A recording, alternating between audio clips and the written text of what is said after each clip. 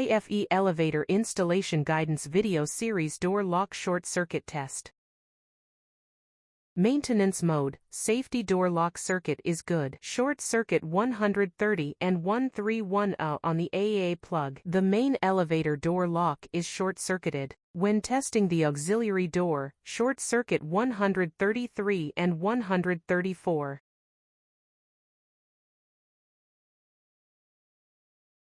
Reset the emergency stop and maintenance switches to allow the elevator to automatically return to the floor level. Open the door.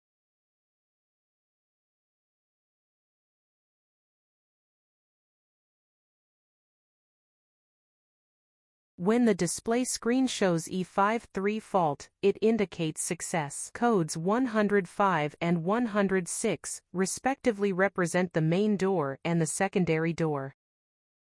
Remove the short circuit wire and eliminate the fault. Then, continue the test. The short circuiting of the landing door lock is done in the same way. Here, the short circuiting is performed on AAs 131 and 132. For the side door, it is 133 and 132, the one above it.